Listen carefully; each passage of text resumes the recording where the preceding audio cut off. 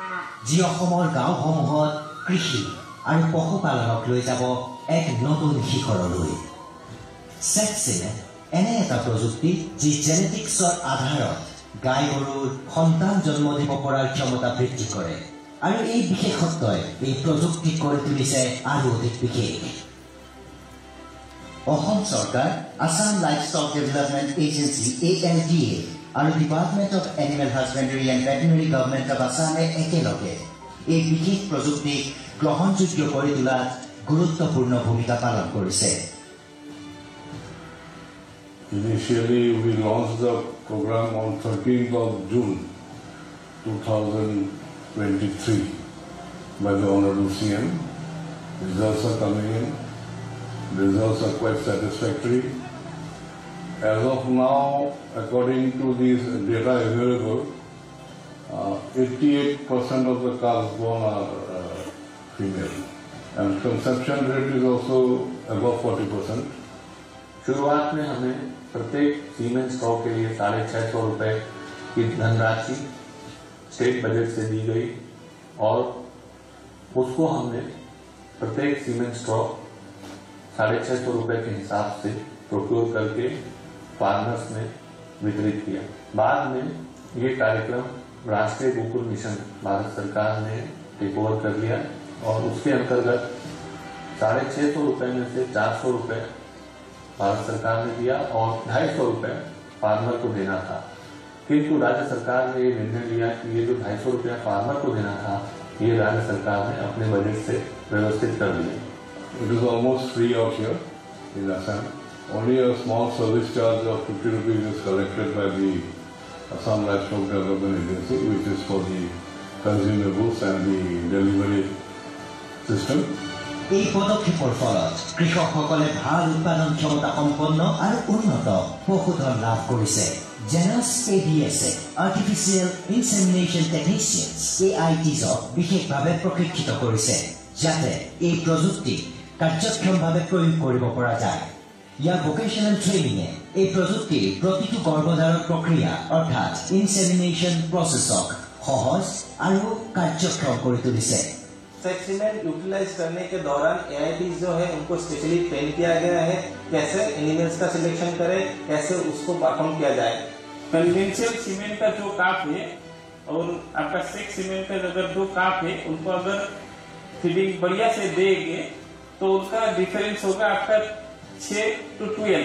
Sex cement रहेगा 6 महीना में जितना उनका बॉडी ग्रोथ रहेगा, तो कन्वेंशनल सीमेंट का उनका बॉडी ग्रोथ 1 साल लगेगा उतने तक होने में। And in Assam there are almost 1,000 numbers of trained frozen semen that air technician, artificial insemination technicians, which are specialized, which have done their specialized training, and after that now they are doing all this artificial insemination in different area. After being AI, they upload the data in Bharat processor under NDALR.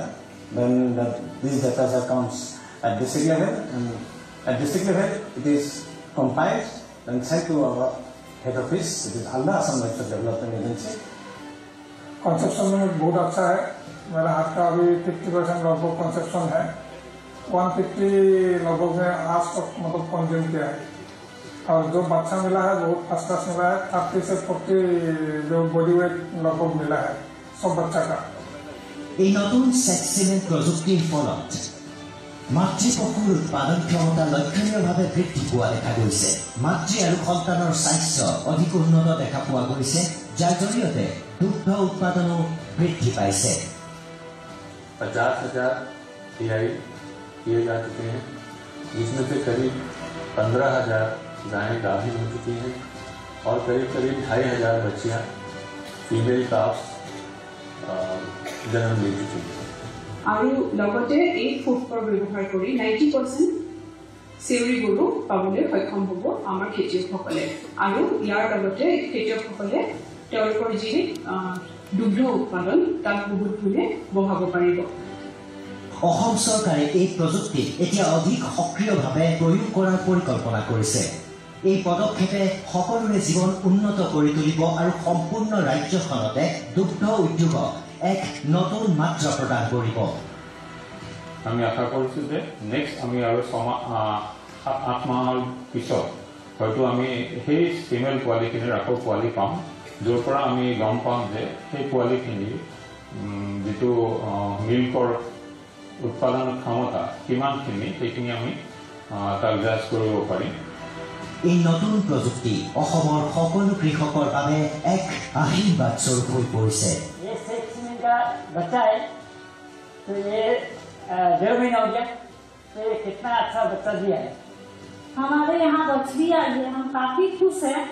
हमें 1 साल पहले doctor ने बोला था कि cement डालने से बछड़ियाँ नहीं आई, तो बछड़ियाँ नहीं आई, इसलिए हमें बहुत अच्छा लगा सरकार की तरफ से। গাইজনী গৰুখিনিৰ পৰা এটাকে দি আছিলে, ভাল লাগিছে, মানে দুটা ডাঙৰি পোৱালি হৈছে। গাইজনীৰ মই 6 চিমেণ্ট লগাইছিলোঁ, লগাৰ পিছত এতিয়া গাভিনী হ'ল, হোৱাৰ পিছত চিঞৰি পোৱালি দুটা হ'ল। পোৱালিটো দেখাত বঢ়িয়া হৈছে। এতিয়া 6 মাহ হৈ গ'ল, এতিয়া কণ্টিনিউ ভাল হৈ আছে আৰু ভাল কৰাৰ চেষ্টা কৰি আছে। মোৰ ফাৰ্মত যিটো বেজি লগালোঁ 6 চিমেণ্টৰ, সেইখিনি মানে যোনটো পোৱালি ওলালে এতিয়া ধৰক 3 মাহৰ এটা আছে, বহুত মানে হেল্ডি, আৰু 6 মাহৰটো মানে 1 বছৰ নিচিনা পোৱালি। আজি আমি এনেদৰে ক'ব পাৰোঁ যে অসমৰ পশু প্ৰজনন উদ্যোগে এক নতুন দিগন্তলৈ খোজ মেলিছে, য'ত প্ৰযুক্তি আৰু পৰম্পৰাৰ উৎকৃষ্ট সমন্বয় ঘটিছে।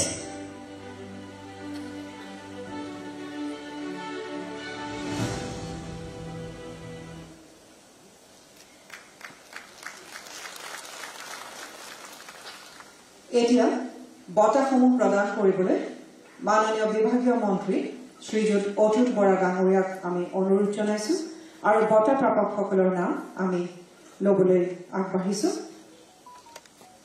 3 গৰাকী শ্ৰেষ্ঠ লিংগ AI টেকনিচিয়ানক বঁটা প্ৰদান কৰিবলৈ লোৱা হৈছে। প্ৰথমে মঞ্চলৈ আহিব লাগে নিমাজুদ্দিন আহমেদ, তেখেত কামৰূপ জিলাৰ।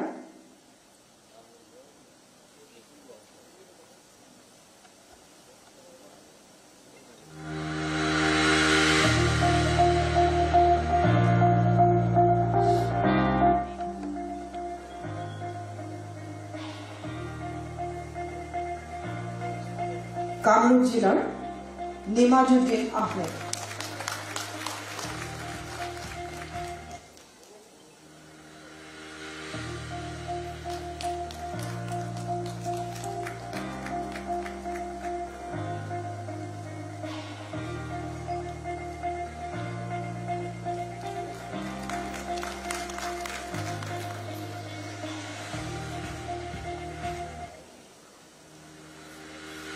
এবাৰ মঞ্চলৈ আহিব লাগে মুকিবুৰ আলী, তেখেত ডিব্ৰুগড় জিলাৰ।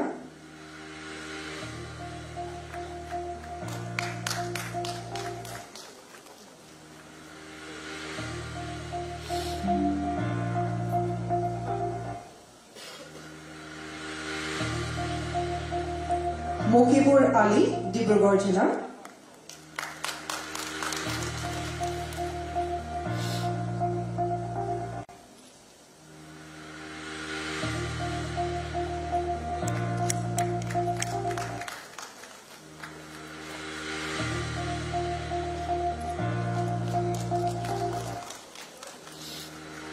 এইবাৰ মঞ্চলৈ আহিব লাগে ডক্টৰ প্ৰভাত চন্দ্ৰ দত্ত, তেখেত তিনিচুকীয়া জিলাৰ।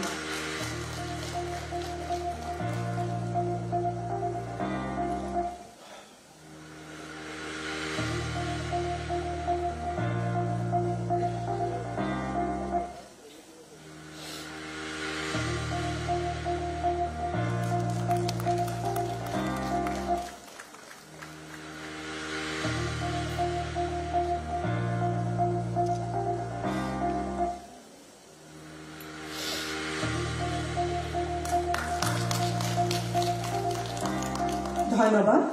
এতিয়া লিংগ নিৰ্ধাৰিত শুক্ৰ আঁচনিৰ অধীনস্থ শ্ৰেষ্ঠ হিমায়িত শুক্ৰ ভাণ্ডাৰ বঁটা আগবঢ়াবলৈ লোৱা হৈছে। প্ৰথম বঁটাটি পাইছে ফ্ৰজেন চিমেণ্ট বেংক খানাপাৰা তেখেতসকলৰ প্ৰতিনিধিয়ে এই বঁটাটি গ্ৰহণ কৰিব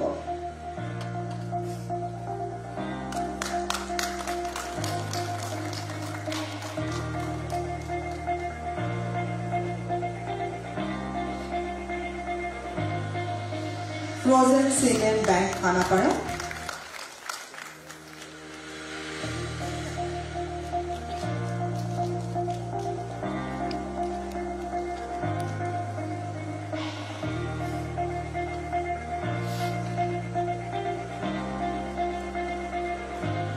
দ্বিতীয় পুৰস্কাৰ লাভ কৰিছে ফ্ৰজেন চিমেণ্ট বেংক মঙলদৈ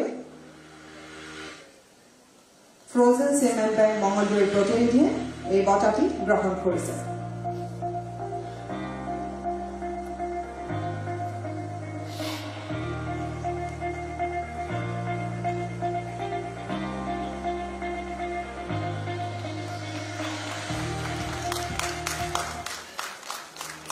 এইবাৰ তৃতীয় পুৰস্কাৰ লাভ কৰা ফ্ৰজেন চিমেণ্ট বেংক অভয়াপুৰীৰ প্ৰতিনিধি বঁটাটি গ্ৰহণ কৰিবলৈ আমি অনুৰোধ জনাইছোঁ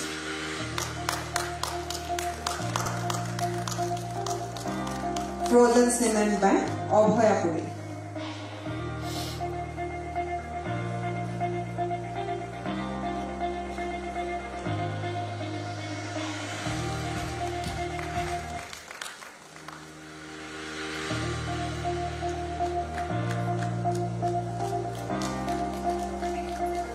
ধন্যবাদ এতিয়া মাননীয় মন্ত্ৰী শ্ৰীযুত অতুল বৰা ডাঙৰীয়াক তেখেতৰ ভাষণ প্ৰদান কৰিবলৈ আমি অনুৰোধ জনাইছোঁ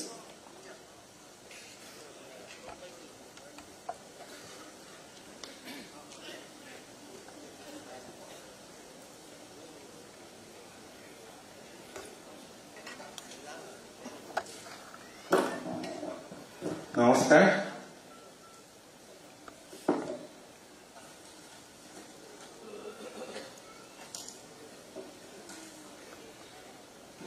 ৰাষ্ট্ৰীয় দুগ্ধ দিৱসৰ এই অনুষ্ঠানটোত আমাৰ সৈতে মঞ্চত উপস্থিত থকা অসম চৰকাৰৰ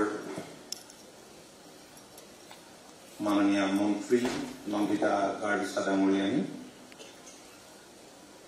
আলকোৰ চেয়াৰমেন মনোজ শইকীয়া ডাঙৰীয়া এনিমেল হাজবেণ্ডাৰী ভেটেৰিনেৰী বিভাগৰ প্ৰধান সচিব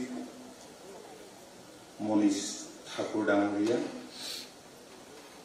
সচিব অভিজিত বৰুৱা ডাঙৰীয়া ভেটেৰিনেৰী সায়েন্সৰ ডিন ডক্টৰ বিবেকা শইকীয়া ডাঙৰীয়া এনিমেল হাজবেণ্ডাৰী ভেটেৰিনেৰী বিভাগৰ ডাইৰেক্টৰ অনিল দেউৰী ডাঙৰীয়া ডাইৰেক্টৰ ডেইৰী পাঞ্চালী কাকতি ডাঙৰীয়ানী আমাৰ বিভাগৰ বিষয়া কৰ্মচাৰীসকল নিমন্ত্ৰিত ব্যক্তিসকল কৃষক গোপালকসকল সম্বৰ্ধিত ব্যক্তিসকল আৰু সংবাদ মাধ্যমৰ বন্ধুসকল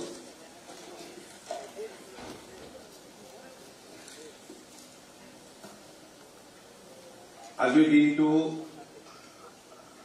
এটা অত্যন্ত গুৰুত্বপূৰ্ণ দিন ভাৰতৰ শ্বেত বিপ্লৱৰ জনক ৰাষ্ট্ৰীয় দুগ্ধ উন্নয়ন বোৰ্ডৰ প্ৰতিষ্ঠাপক অধ্যক্ষ পদ্মবিভূষণ ডক্টৰ ভাৰ্গীজ কুৰিয়ানৰ জন্মদিন আৰু আজিৰ দিনটো সমগ্ৰ দেশতে ৰাষ্ট্ৰীয় দুগ্ধ দিৱস হিচাপে পালন কৰা হৈ আছে আমি নিজেও আমাৰ প্ৰিন্সিপাল ছেক্ৰেটাৰী আৰু কেইবাগৰাকী বিষয়া গৈছিল জম্মু কাশ্মীৰত আমি এবাৰ ৰাষ্ট্ৰীয় দুগ্ধ দিৱসত উপস্থিত আছিলোঁ আৰু ইয়াতো ভাৰত চৰকাৰে অনুষ্ঠিত কৰিছে আজি আমি মাননীয় মুখ্যমন্ত্ৰীক নিমন্ত্ৰণ জনাইছিলোঁ তেখেতে পূৰ্বে নিৰ্ধাৰিত ব্যস্ততাৰ বাবে আহিব পৰা নাই সকলোলৈকে শুভেচ্ছা জনাইছে আৰু অনুষ্ঠানৰ সফলতা কামনা কৰিছে ৰাষ্ট্ৰীয় দুগ্ধ দিৱসৰ এই বিশেষ দিনটোত আমি ডক্টৰ ভাৰ্গিজ পৰিয়াললৈ গভীৰ শ্ৰদ্ধাঞ্জলি জ্ঞাপন কৰিছো আৰু এই বিশেষ দিনটোত আমি দুগ্ধ উৎপাদন ক্ষেত্ৰখনৰ সৈতে জড়িত সমগ্ৰ দেশৰ আৰু বিশেষকৈ অসমৰ প্ৰতিগৰাকী কৃষক গোপালক ব্যক্তিলৈ আমি আন্তৰিক অভিনন্দন আৰু কৃতজ্ঞতা জনাইছো। আজি যথেষ্ট সংখ্যক ইয়াত গোপালক উপস্থিত আছে। মোৰ খুব ভাল লাগিছে আপোনালোকক আজিৰ দিনটোত এনেদৰে লগ পাই। এই কথা স্বীকাৰ কৰিব লাগিব যে ৰাষ্ট্ৰ নিৰ্মাণত তেখেতসকলৰ গুৰুত্ব অপৰিসীম। কিয়নো আমি সকলোৱে জানো গাখীৰ কিমান পুষ্টিকৰ। মানুহৰ স্বাস্থ্য সবল কৰি ৰখাৰ বাবে প্ৰয়োজনীয় পুষ্টি যোগানত যি কেইবিধ দ্ৰব্যই সৰ্বাধিক অৰিহণা যোগাই আহিছে তাৰ ভিতৰত দুগ্ধ অন্যতম। আমি জন্ম হৈ মাতৃ গাখীৰ পান কৰো, তাৰপিছত গৰু ছাগলী ম'হৰ গাখীৰ আমি খাওঁ। এই কথা আমি নিশ্চয় কাকো ক'বলগীয়া হোৱাৰ প্ৰয়োজন নাই। অসমীয়াত এষাৰ কথা আছে যে দেহা থাকিলেহে দেহা, হেল্থ ইজ ৱেল্থ। শৰীৰটো ভালে থাকিলেহে মন ভালে থাকে। ভালকৈ চিন্তা কৰিবলৈ আমাক যি সবল স্বাস্থ্যৰ প্ৰয়োজন হয় সেই স্বাস্থ্য গঢ়াৰ অন্যতম আধাৰ হৈছে কিন্তু দুগ্ধ। গতিকে দুগ্ধ উৎপাদনত জড়িত ব্যক্তিসকলে এখন শক্তিশালী ৰাষ্ট্ৰ নিৰ্মাণত প্ৰত্যক্ষভাৱে নহলেও পৰোক্ষভাৱে গুৰুত্বপূৰ্ণ ভূমিকা পালন কৰি আহিছে। মই পুনৰ তেওঁলোকক অভিনন্দন আৰু কৃতজ্ঞতা জ্ঞাপন কৰিছো।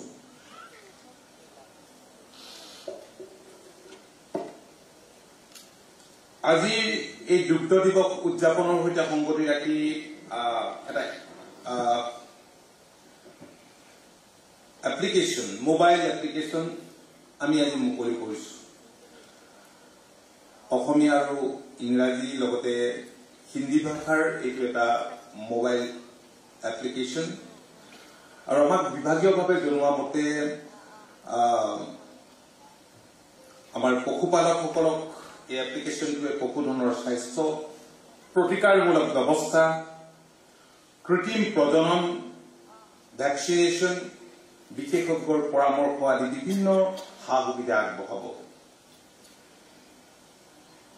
মই বিভাগীয় বিষয়াসকলক, পশুপালকসকলক উপকৃত কৰিব পৰা এই এপটো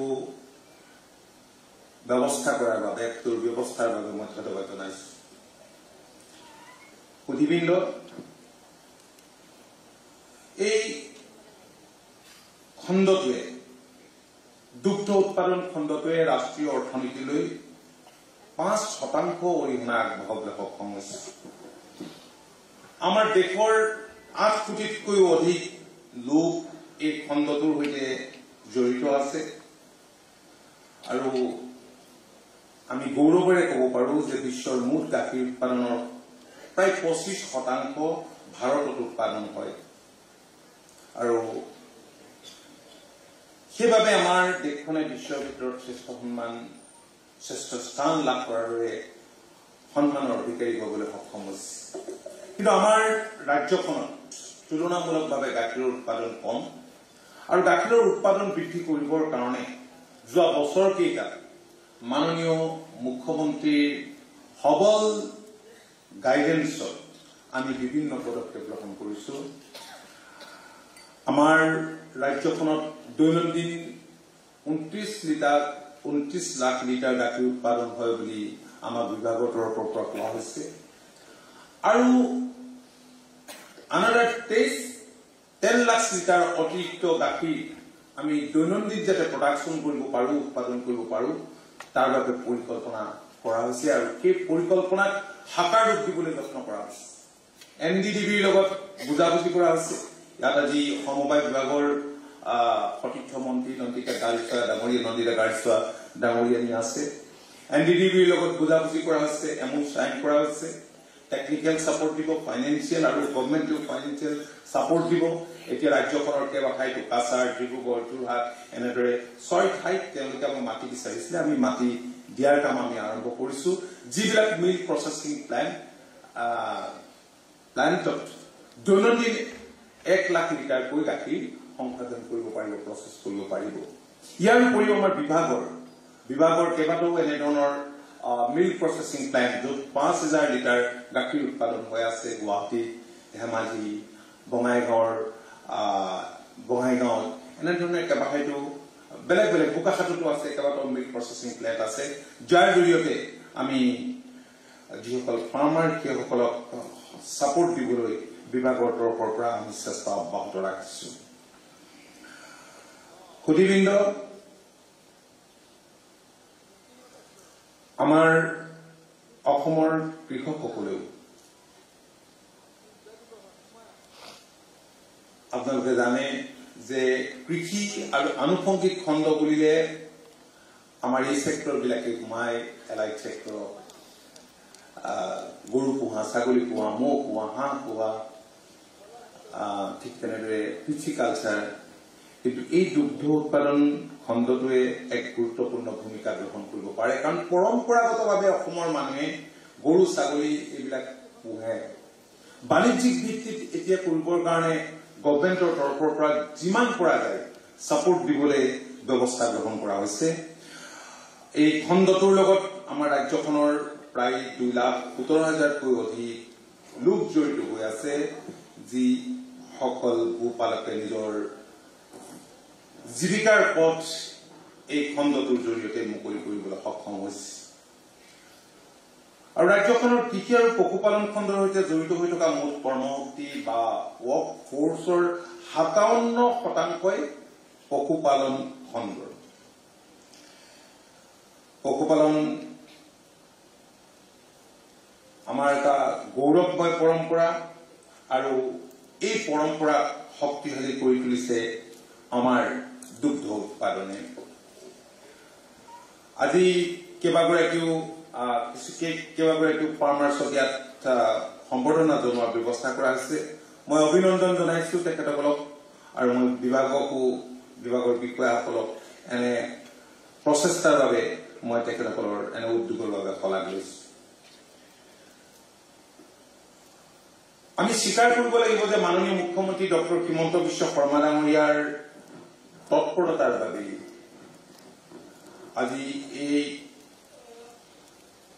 খণ্ডটোৱে বিভিন্ন সংস্কাৰধৰ্মী পদক্ষেপ লবলৈ সক্ষম হৈছে, আৰু এই খণ্ডটো নতুন ৰূপত উজ্জীৱিত হৈছে। আপোনালোকে গম পাইছে যে 5 টকা দিয়াৰ কথাটো পাৰ লিটাৰত মাননীয় মুখ্যমন্ত্ৰী নিজে ঘোষণা কৰিছে।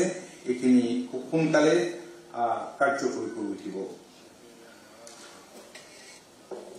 আৰু আমি আটাইতকৈ আনন্দিত যে এই খণ্ডটোৰ লগত, মানে এনিমেল হাজবেণ্ডাৰী, এই ভেটেৰিনেৰী সেক্টৰটোৰ লগত দুগ্ধ উৎপাদকসকলো আছে, যে ৰাজ্যখনৰ বেছিভাগ শিক্ষিত নিবনুৱা যুৱক যুৱতী ইনভলভ হ'ব বিচাৰিছে।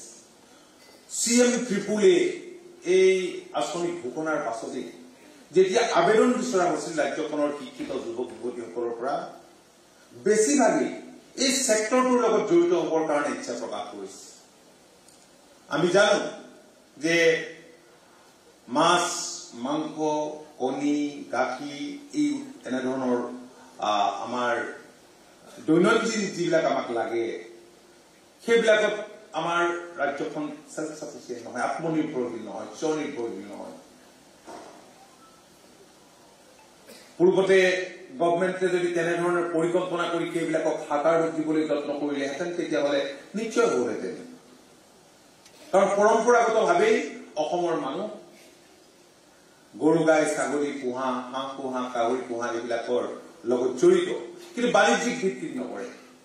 আজি ইয়াত গাহৰিৰ মাংসৰ যিমান কনজাম্পচন হয়, তাৰ বিপৰীতে উৎপাদনৰ সংখ্যা কম। আমাক যিমান কণী লাগে উৎপাদনৰ সংখ্যা কম, আমাক গাখীৰ যিমান লাগে উৎপাদনৰ সংখ্যা কম। এইবিলাক বৃদ্ধি যোৱা বছৰ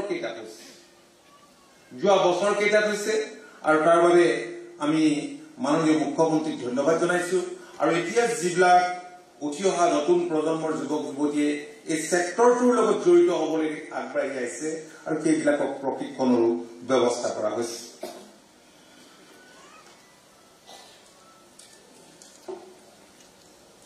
মই দীঘলীয়াকৈ নকওঁ আমাৰ কেবিনেট আছে আচলতে 12:30 পৰা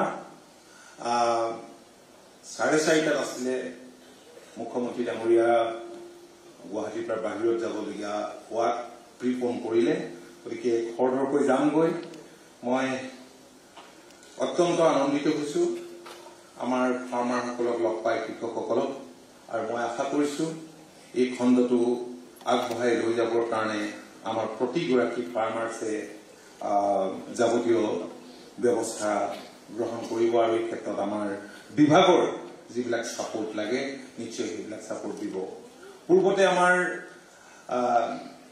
ডেইৰী ডিপাৰ্টমেণ্টত মেন পাৱাৰ বহুত কম আছিল এতিয়াও যথেষ্ট কম আছে কিন্তু আমি বহুত ডেইৰী অফিচাৰ আমি এপইণ্টমেণ্ট দিলোঁ APSCয়ে নিৰ্বাচিত কৰাৰ পাছত চিলেক্ট কৰাৰ পাছত ইতিমধ্যে তেওঁলোকক নিযুক্তি দিয়া হৈছে আৰু খুব কম দিনৰ ভিতৰত আৰু 4জনক নিযুক্তি দিয়াৰ ব্যৱস্থাও কৰা হৈছে গতিকে মেন পাৱাৰ আমি নিশ্চয় বঢ়াব পাৰিম আৰু ইয়াৰ জৰিয়তে আমাৰ ফাৰ্মাৰ সকলো উপকৃত হ'ব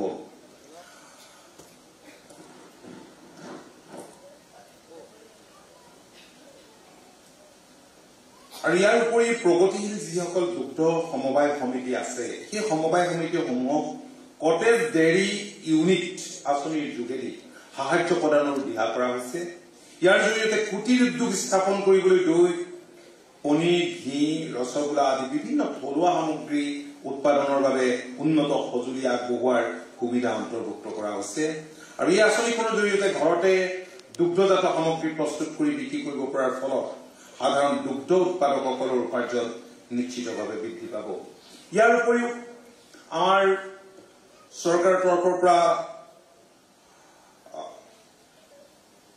কৃষি বিভাগৰ জৰিয়তে আসাম ফডাৰ মিছন লোৱা হৈছে কাৰণ আমাৰ ফিড মিল বিলাক চলোৱাত অসুবিধা হয় যে মূল ইনগ্ৰেডিয়েণ্ট আমি ইয়াত নাপাওঁ বাহিৰৰ পৰা ক্ৰয় কৰিবলগীয়া হয় আৰু সেইকাৰণে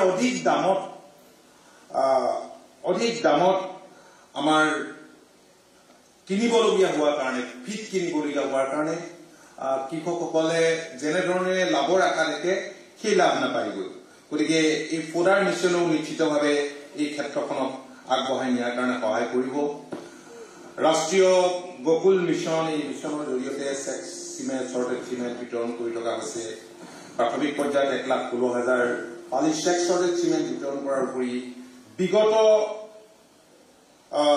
বৰ্ষত 6,75,000তকৈ অধিক সংখ্যক গাই গৰু কৃত্ৰিম প্ৰজনন কৰোৱা হৈছে গতিকে এই কৃত্ৰিম প্ৰজননৰ জৰিয়তে আমাৰ ফাৰ্মাৰসকল নিশ্চিতভাৱে উপকৃত হ'ব ঠিক তেনেকে NLMৰ জৰিয়তেও আমি বহুতখিনি কাম কৰিছো আমি আশা কৰিছো যে আহি থকা দিনবিলাকত এই ক্ষেত্ৰখনক আমি আগুৱাই লৈ যাব পাৰিম আৰু তাৰ বাবে আমি সমূহ কৃষক বন্ধুৰ আন্তৰিক সহযোগিতা আমি বিচাৰিছো আমি পশু চিকিৎসা সেৱা পশুপালকসকলৰ দুৱাৰদলিলৈ লৈ যোৱাৰ বাবে পশু চিকিৎসা এম্বুলেন্সৰো আমি ব্যৱস্থা কৰিছো 181 তেনেধৰণৰ MDU ৰাজ্যখনৰ বিভিন্ন প্ৰান্তত চলি আছে আৰু ইয়াৰ উপৰিও আমি 3খন পেট হস্পিটেল নিৰ্মাণৰ কাম কৰি আছো কেইবাখনো চিকিৎসালয় নিৰ্মাণৰ কাম চলি আছে গতিকে পেট এনিমেল হস্পিটেল সুপাৰ স্পেচিয়েলিটি পেট এনিমেল হস্পিটেল নিৰ্মাণৰ কাম চলি আছে গতিকে এইবিলাকে এই ক্ষেত্ৰখনক আগুৱাই নিয়াত নিশ্চিতভাৱে সহায় কৰিব মই আৰু দীঘলীয়া নকৰো মোৰ সতীৰ্থ মন্ত্ৰী অজন্তা আমাৰ নন্দিতা গাৰ্লছা ডাঙৰীয়ানী তেখেতৰ উপস্থিতিৰ বাবে জনাইছো আৰু কৃষক গোপালকসকলক মই বহুত বহুত ধন্যবাদ জনাইছো আৰু এইখিনি কথাৰে মোৰ বক্তব্য মই সামৰণি মাৰিছো ধন্যবাদ